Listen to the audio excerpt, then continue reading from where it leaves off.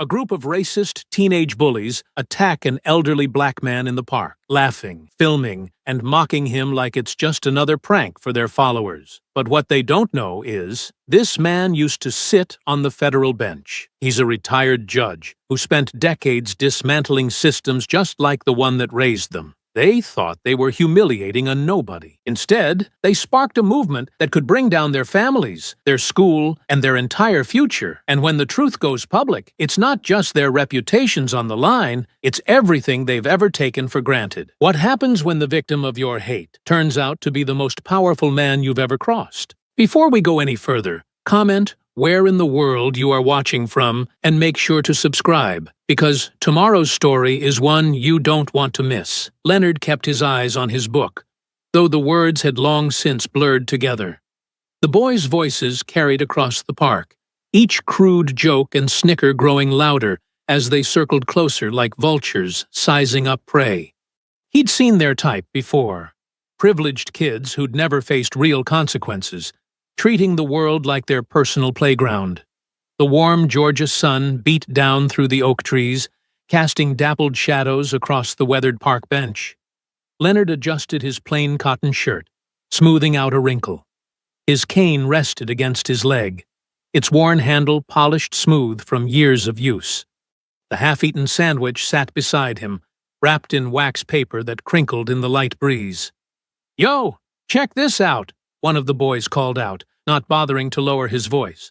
"We got ourselves a real historical artifact right here." Leonard recognized that voice. Brett Halston, son of the local real estate developer. The boy had his father's arrogance, though none of his subtlety. Behind him trailed Mason Beecham, whose mother sat on the school board, and Cody Fields, a quiet kid who seemed to follow the others more out of habit than malice. Brett held up his phone, already recording. "Ladies and gentlemen of TikTok, we're coming to you live from the Senior Citizen Safari." His voice took on an exaggerated documentary tone.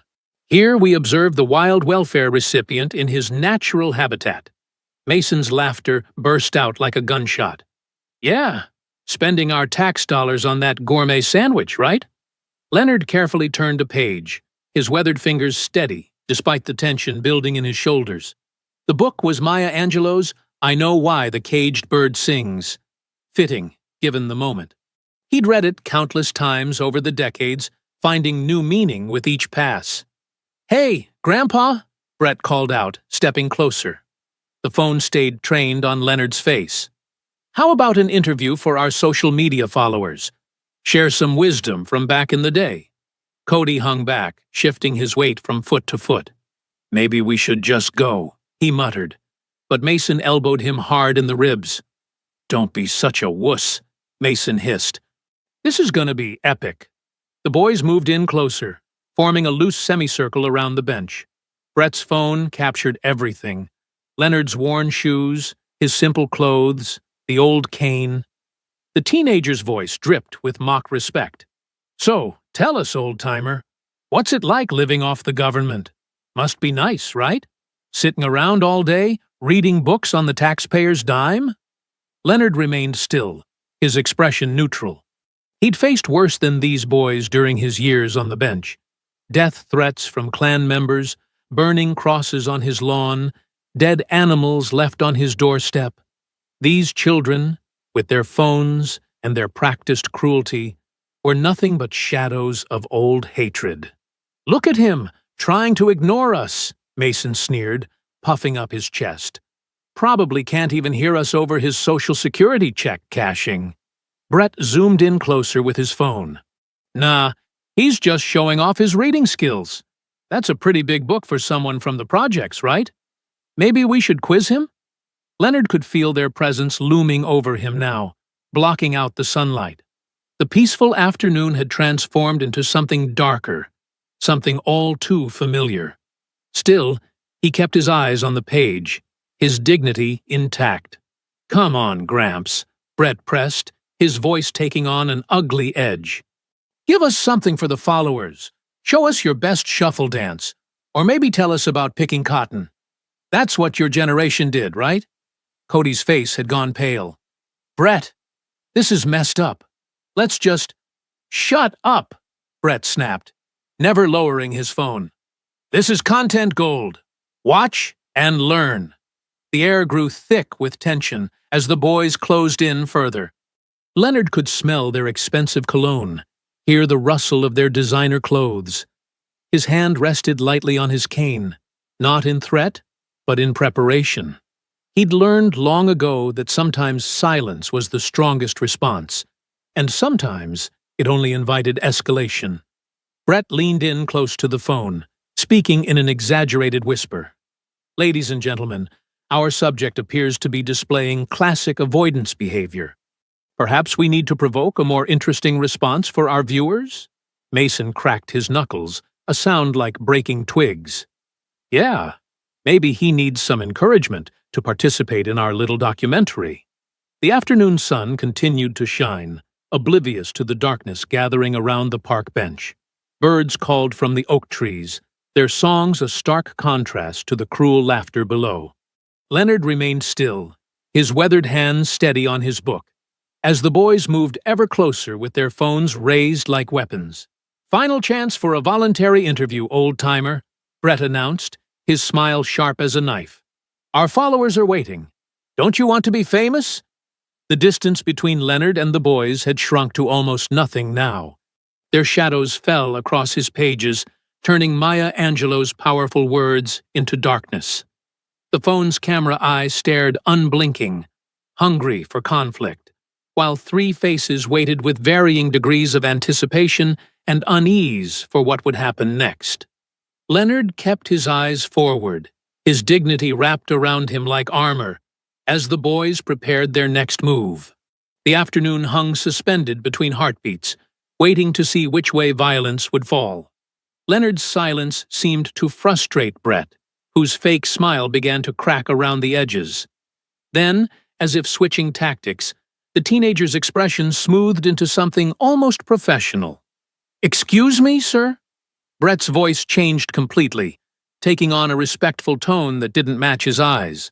"I'm actually working on a school project about local history. Would you mind answering a few questions?" Leonard glanced up briefly, measuring the situation. The phone was still recording, but Brett had stepped back slightly, playing at politeness. Mason and Cody flanked him, waiting. "It's for our social studies class," Mason added, catching on to Brett's game. "You know, about how things have changed in Pine Brook over the years." Leonard cleared his throat softly. "Young man, I've lived here long enough to know—" "Oh, wow! Listen to that accent," Brett interrupted, his fake respect crumbling instantly. "Pure Georgia cottonfield, am I right? Say something else, Gramps. Our followers are gonna love this." Mason snickered, pulling out his own phone to record. "Yeah, give us some of that authentic plantation flavor." Cody shifted uncomfortably, looking anywhere but at Leonard. "Guys, maybe we shouldn't—" "Here, I'll help set the mood," Brett said, pulling an empty soda can from his pocket and tossing it at Leonard's feet. It clattered against the concrete, rolling under the bench. "There you go. Some authentic project decoration." More trash followed. A crumpled chip bag from Mason, a wadded-up paper wrapper that hit Leonard's shoe. The old man's fingers tightened slightly on his book, but his face remained calm. "Man, he's not even flinching," Mason complained. "Maybe he's used to sitting in garbage." Brett zoomed in closer with his phone. "Nah, he's just trying to act dignified. Right, Gramps? Pretending you're somebody important instead of just another—" "That's enough." Leonard's voice was quiet, but firm as he closed his book and reached for his cane. Mason's foot shot out, accidentally, knocking the cane away. It clattered across the sidewalk, rolling just out of reach. "Oops, my bad. Guess you'll have to shuffle over there and get it."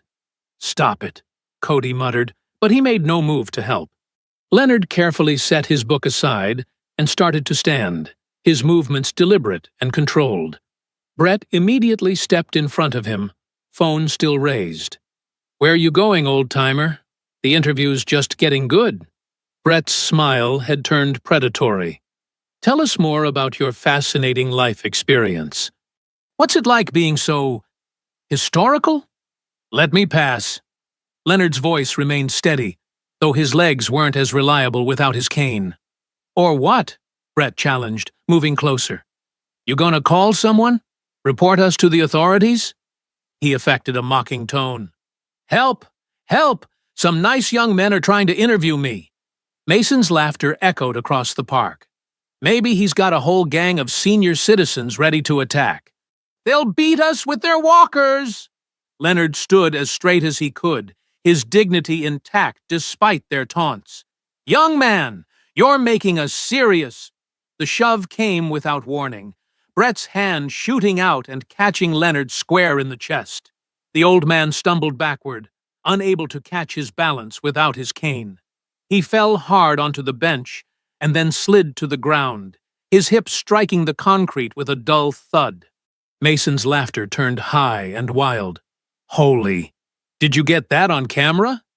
Every second, Brett confirmed, his phone still pointed at Leonard's fallen form. This is going to blow up online. The impact knocked the breath from Leonard's lungs. Pain shot through his hip and side as he hit the concrete, his glasses skittering away across the path. Through blurred vision, he could see the boys' shapes looming over him, their laughter echoing in his ears. Look at him down there, Brett crowed, circling Leonard with his phone. Not so dignified now, are you? Leonard's hands scraped against the rough ground as he tried to push himself up. Every movement sent waves of pain through his body. His hip throbbed where it had struck the pavement, and his palms stung from breaking his fall. Hold up, I got something special for our guest star, Mason announced, stepping away from the group. The sound of a zipper followed. Leonard managed to get to his knees, his breath coming in short gasps. Without his glasses, the world was a hazy mess of shapes and colors. He could feel the rough texture of the concrete beneath his palms, smell the fresh-cut grass from the nearby lawn, hear the rustle of leaves in the trees above. Everything seemed sharper, more intense, as if his other senses were trying to compensate for his compromised vision. "Watch this!" Mason called out. The sound of liquid hitting pavement came next, followed by more laughter. The stream of urine splashed near Leonard's feet, barely missing his shoes. Oh man, that was perfect! Brett zoomed in with his phone. Give us a smile for the camera, Gramps. Show everyone how much fun you're having. Leonard's fingers found his glasses, thankfully unbroken. He carefully placed them back on his face, the world coming into focus again. The pain in his hip flared as he slowly pushed himself to his feet, using the bench for support. His clothes were dirty, his dignity wounded, but his face remained composed. A jogger approached on the path, slowing slightly as she took in the scene. Leonard met her eyes briefly, but she quickly looked away, picking up her pace as she passed. The sound of her footsteps faded rapidly into the distance. "Oh, looks like nobody wants to help the old man," Brett taunted, finally lowering his phone. "Guess they know better than to get involved." Mason zipped up his pants, still chuckling. "This is going to be epic online. We should do a whole series. Messing with randoms in the park." "Whatever. I'm getting bored," Brett said, stretching lazily. "Let's go edit this masterpiece. We've got some followers to entertain."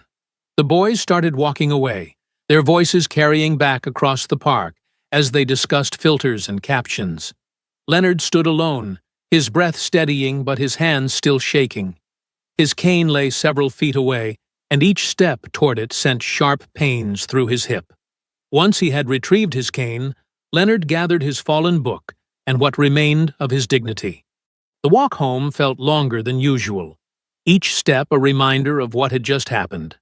The late afternoon sun cast long shadows across the sidewalk as he made his way through familiar streets that suddenly felt less welcoming. At home, Leonard eased himself into his favorite chair, wincing at the movement. Bruises were already forming on his hip and side.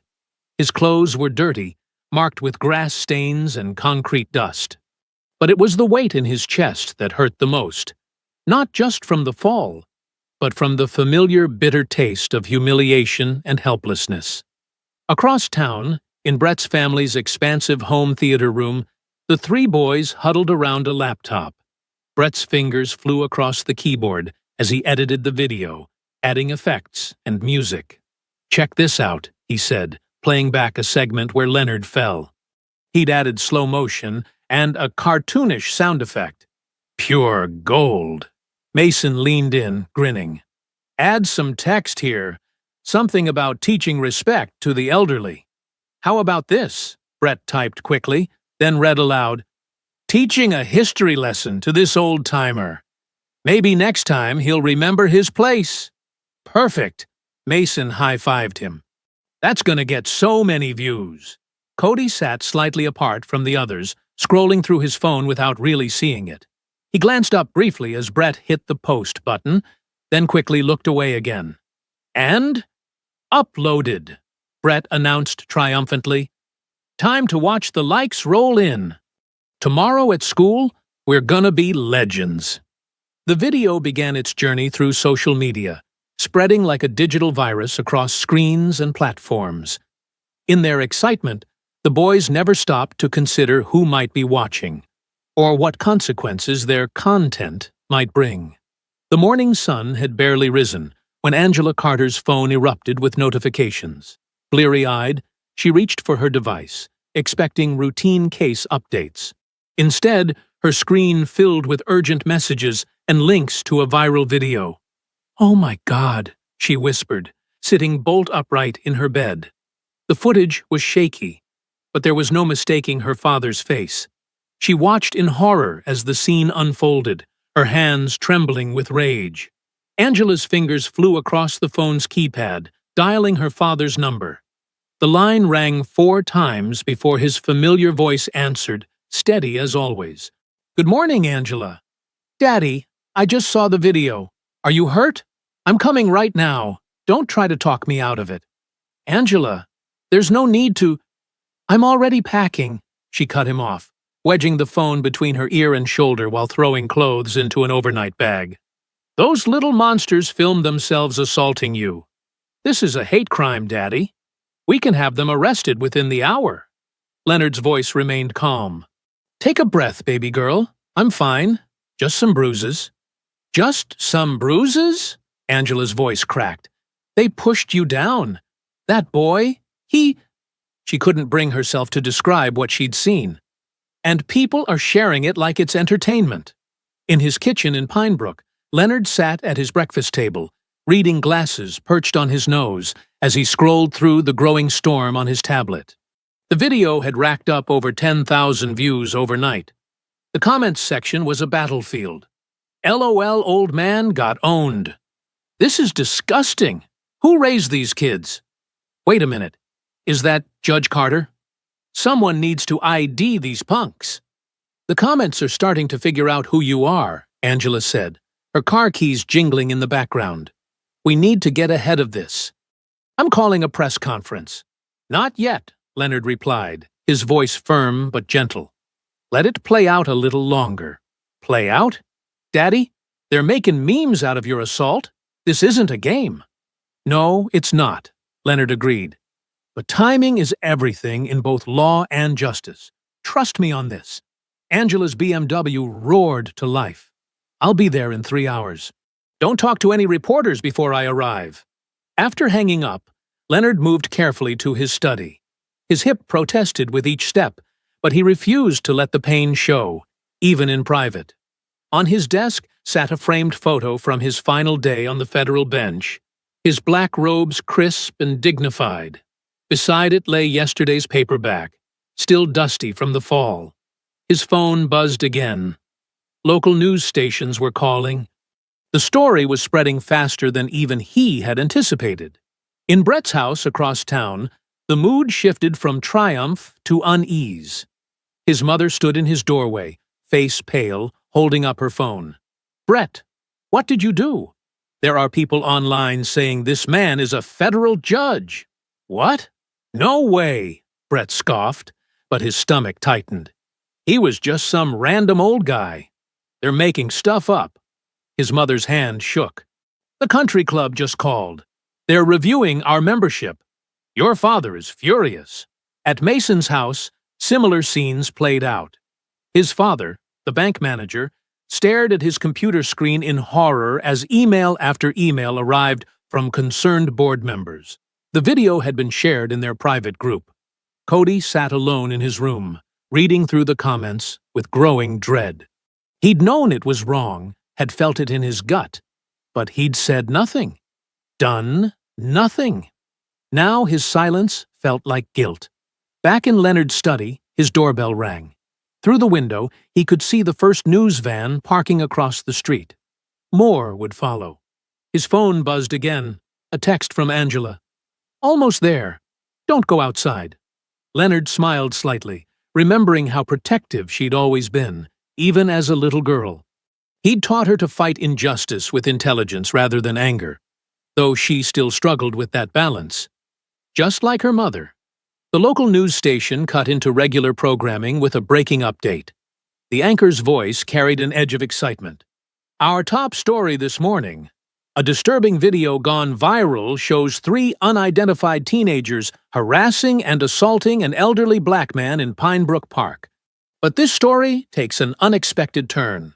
Sources are now claiming the victim is none other than retired federal judge Leonard M. Carter, known for his landmark civil rights decisions in the 1980s and 90s. The screen split to show clips from the viral video alongside an official portrait of Leonard in his judicial robes. The contrast was stark, the dignified judge versus the vulnerable man on the ground. Judge Carter's office has not yet responded to requests for comment, the anchor continued. The question on everyone's mind, is this elderly man actually a retired federal judge? And if so, what consequences await his young attackers? We'll continue following this developing story. Leonard muted the television and glanced at his watch. Angela would arrive soon, ready for battle. The news vans outside had multiplied. His phone kept buzzing with calls from reporters, old colleagues, and community leaders. He thought about the boys, wondering if they'd realized yet what they'd done. Not just to him, but to themselves. Their faces hadn't been clear in the video, but in a town like Pine Brook, identities rarely stayed secret for long. The sound of tires on gravel announced another arrival. Through his window, Leonard watched his daughter's car pull into the driveway, parking behind his sensible sedan. Angela emerged like a storm front, designer briefcase in one hand, phone in the other, already talking rapidly to someone. Leonard straightened his collar and smoothed his shirt. There would be time later for anger, for justice, for consequences, but first, he needed to calm the tempest. That was his daughter. She had always been his strength, but sometimes strength needed guidance to find its most effective path. The front door opened. "Daddy?" Angela's voice carried through the house, tight with concern and barely contained fury. "In here, baby girl," he called back, settling into his leather chair. "Let's talk about how we're going to handle this." By noon, Pine Brook had transformed. News vans lined the quiet street outside Leonard's house, their satellite dishes reaching toward the sky like metal sunflowers. Reporters clutched microphones and checked their makeup in hand mirrors, waiting for any movement behind the judge's curtained windows. Inside, Angela paced the living room while Leonard sat calmly in his favorite armchair, watching the circus grow outside. "The video's everywhere," Angela reported, scrolling through her phone. "Twitter, Facebook, TikTok. The boys' parents are trying to get it taken down, but it's too late. People are already making copies." Leonard nodded. "And the boys?" "Identified within hours. Brett Thompson, his father's on the school board. Mason Richards, family owns half the real estate downtown. And Cody Wilson, his mother runs the bank." Angela's lip curled. "Pillars of the community." A knock at the door made them both turn. Angela's law partner, Marcus, entered with an armful of files and a grim expression. "Judge Carter," he said, nodding respectfully. "We've got the press conference set up at the courthouse steps in an hour. The national networks are picking up the story." Leonard stood carefully, hiding his wince. "Then we shouldn't keep them waiting." "Daddy, you don't have to do this today," Angela protested. "You're hurt." "I'm fine," Leonard said firmly. "Marcus, did you bring what I asked for?" Marcus produced a garment bag. Inside was a simple, well-worn navy suit. Not Leonard's best, but one that carried dignity without flash. Across town, the Thompson house was in chaos. Brett's father shouted into his phone while his mother refreshed social media pages obsessively, watching their family name trend for all the wrong reasons. "I don't care what it costs," Mr. Thompson yelled. "Get that video offline and call the station. Tell them if they run this story, they can forget about their school board advertising budget." But his threats fell on deaf ears. The story had grown beyond local control. At the Richards house, Mason sat white-faced on his bed as his father read comments from the country club's private message board. Longtime family friends were suddenly disgusted and appalled. Their carefully cultivated social status was crumbling with each share and retweet. Cody Wilson hadn't stopped throwing up since his mother showed him the morning news. His college acceptance letters, proudly displayed on his desk, seemed to mock him now. At exactly 1 o'clock, Leonard emerged from his front door. Camera shutters clicked rapidly as he made his way to his car, Angela protective at his side. He moved slowly, but purposefully, using his cane with quiet dignity. The courthouse steps were packed. Local reporters, who'd covered Leonard's cases years ago, stood alongside national correspondents, rushed in from Atlanta. The crowd fell silent as Leonard approached the podium, Angela and Marcus flanking him like guards. Leonard adjusted his reading glasses and looked out at the sea of faces. Some he recognized: parents from the country club, teachers from the high school, people who'd never quite met his eye at the grocery store. Now, they couldn't look away. "Good afternoon," he began, his voice carrying clearly across the hushed crowd. "Yesterday, I was assaulted in Pinebrook Park by 3 young men who saw an old black man as nothing more than entertainment. They filmed their attack, proud of their cruelty, certain of their immunity." He paused, letting the words sink in. "To these young men, I say, I forgive you." A murmur rippled through the crowd. Angela's hands tightened on her briefcase. But forgiveness is not the same as forgetting. It does not erase consequences. Leonard's voice grew stronger. "Today, I am announcing my intention to file a civil lawsuit. Not against these boys. They are symptoms of a deeper disease. No, I am suing their parents, the Pinebrook School District, and the local government for fostering an environment where such entitled hatred could flourish." Gasps and whispers erupted. In the front row, the school superintendent dabbed at his forehead with a handkerchief. "For 40 years, I served on the federal bench. I saw how injustice hides behind politeness, how racism wears a suit and tie. These boys didn't learn their behavior in a vacuum." Camera lights flashed as Leonard leaned forward slightly.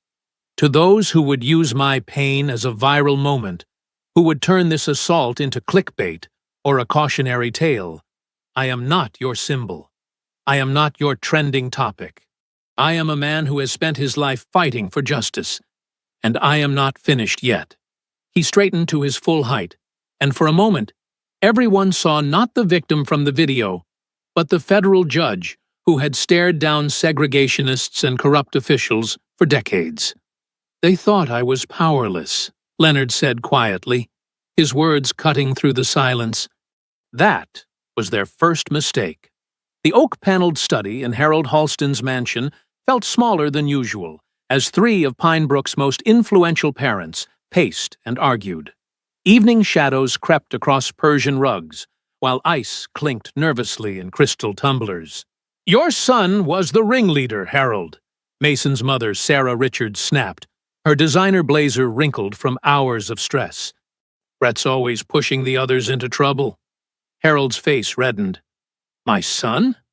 Your precious Mason is the one who—" He stopped himself, taking a long drink instead. Cody's father, Tom Wilson, sat slumped in a leather armchair, his tie loosened. "Does it matter who did what? We're all in this mess now." It matters, Sarah insisted, because some of us have more to lose. The Richards name means something in this town. Harold laughed bitterly. And the Halston name doesn't? I've got 3 development projects hanging by a thread. The investors are already calling. At least you have projects, Tom muttered. The bank board's meeting tomorrow. They're talking about new leadership. He rubbed his temples.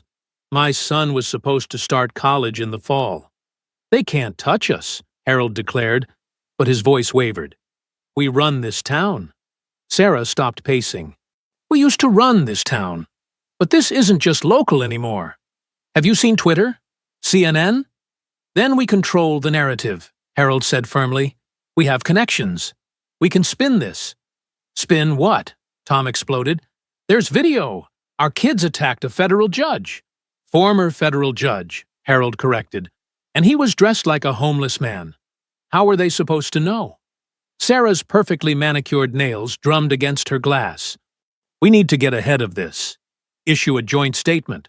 Something about youthful mistakes, unfortunate misunderstandings. And the lawsuit? Tom asked. Harold waved dismissively. Empty threat. He knows we have the best lawyers in Georgia. Had the best lawyers, Sarah corrected. 3 firms already turned me down today. Said they don't want the exposure. Silence fell as that reality sank in. Across town, Leonard's modest home hummed with purposeful energy. Angela had transformed the dining room into a war room, with laptops, legal pads, and document boxes covering every surface. Her phone buzzed constantly with messages from civil rights attorneys nationwide offering support. Leonard sat at the head of the table, examining old newspaper clippings. The pattern goes back decades, he said quietly. Segregated country club memberships, selective zoning laws, school district gerrymandering. Angela nodded, typing furiously. Harold Halston's father led the fight against integration in '65. Like father, like son. And grandson, Leonard added softly. A gentle knock interrupted them. Pastor Elijah Briggs entered, carrying a covered dish. Sister Mary's famous chicken casserole, he announced. She says you need to keep your strength up. Leonard smiled warmly. Join us, old friend? The pastor pulled up a chair, his kind face turning serious. The whole congregation's behind you, Leonard. But, he hesitated. But, Angela prompted, these men you're going after, they're dangerous when cornered. Harold Halston especially. Remember what happened to that environmental group that opposed his lake development? Leonard nodded grimly. Mysterious audit. Office break-in. Never solved. They won't back down quietly, Pastor Briggs warned. They've got too much to lose. So do we, Angela said fiercely. Every kid who's been bullied, every family pushed out by their urban renewal projects, every student denied opportunities. They're all counting on us now. Leonard reached for his daughter's hand. We've faced worse. And won, Angela added, squeezing back. The pastor smiled.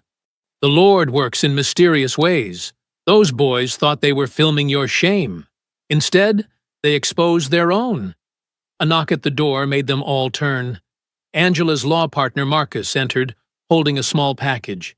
This just came by courier, he said. No return address.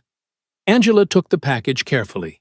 Inside was a single flash drive, unmarked except for a sticky note reading, Truth. She glanced at her father, who nodded. With steady hands, she plugged it into her laptop. Angela's hand trembled slightly as she opened the video file. The grainy footage showed a packed community center from decades ago. The date stamp read, March 15, 1990. Wooden chairs filled with residents faced a raised platform where town officials sat behind a long table. A younger Harold Halston stood at the microphone, his dark hair free of gray, but his commanding presence unchanged. Integration is a mistake, he declared, his voice sharp with conviction. Our children deserve better than social experiments. Pinebrook Academy has traditions, standards. Standards, a voice called out. You mean white standards? The camera panned to show a younger Leonard Carter rising from his seat, tall and dignified in his judge's suit. "Mr. Halston, would you explain what these standards are exactly?" Harold's face tightened. "This isn't about race, Your Honor. It's about maintaining educational excellence." "Excellence?" Leonard's voice was calm but cutting. "Like when your father's school board burned down the colored library in '65? Was that excellence?" Murmurs rippled through the crowd. Harold gripped the microphone. "That's ancient history. We're talking about today." "Today," Leonard repeated, "when black students with perfect grades can't get into Pine Brook Academy, but white students with C averages are welcomed with open arms." The present-day Leonard watched the screen intently, while Angela scribbled notes. "Dad, this is gold," she whispered. "But there's more." The video continued, showing other prominent townspeople speaking against integration. Tom Wilson's father comparing it to invasion. Sarah Richards's mother suggesting separate but equal facilities. Pastor Briggs leaned forward. "I remember that meeting. Next day, someone broke all the windows in your office." "Never did find out who," Leonard said quietly. Angela clicked through more files. "There's dozens of videos here. Board meetings, private functions." She paused on one showing Brett's grandfather at a country club dinner. "Listen to this. The elderly Halston raised a glass. To Pine Brook, where we know how to keep things orderly." Knowing laughter rippled through the well-dressed crowd. "The same families," Marcus observed, "generation after generation." Leonard stood slowly, using his cane. "We need to talk to people. Get their stories." "Already on it," Angela said, picking up her phone. "I've got 5 interviews set up for tomorrow." The next few days became a blur of testimonies. They set up in the church basement, where people felt safe to speak. A steady stream of residents came forward, each with their own piece of the puzzle. Mrs. Jenkins, a retired teacher's aide, spoke first. "My son Marcus, straight A's, perfect attendance. Applied for the Pine Brook Merit Scholarship in '95. They gave it to Brett Halston's cousin instead. She had a C average. Did you protest?" Angela asked gently. "Tried to. Next week, my husband's garage got audited. Lost his business license over a paperwork error." More stories followed. James Turner, former high school quarterback. Fight broke out at a game. White kids started it, but only black players got suspended. Harold Halston was on the school board then. Sarah Chen, local reporter, tried to investigate discriminatory lending at Wilson's bank. Story got killed. Editor said advertisers have concerns. Leonard listened to each testimony, his expression grave but unsurprised. During a break, he confided to Angela, "This was always happening. People were just too afraid to speak up." "Not anymore," she replied, showing him her phone. The local news had picked up the story. Comments flooded in from former residents sharing similar experiences. By evening, Leonard's dining room table disappeared under stacks of statements, documents, and photos. Marcus organized them by decade, revealing a clear pattern of systematic discrimination. "Look at the zoning changes," he pointed out. "Every time a black family moved into a nice neighborhood, suddenly there's a new development project," Angela finished, "forcing them out through eminent domain." Pastor Briggs brought coffee and stayed to help. "Remember when they built that shopping center on Oak Street? Displaced 15 families. All black homeowners. Harold Halston's first major project," Leonard noted. The evidence mounted. School disciplinary records showed black students receiving harsher punishments for identical infractions. Housing loans were denied at higher rates in certain neighborhoods. Security footage showed different treatment at local businesses. "They built a whole system," Angela said, frustrated. "Each piece supporting the others." Leonard nodded. "And now we have proof." Late that night, after the others had gone, Leonard sat alone at his desk. The flash drive felt small in his weathered hands, such a tiny thing to hold so much truth. He placed it carefully in a fresh folder, writing, evidence in his precise handwriting. The folder contained more than just videos now.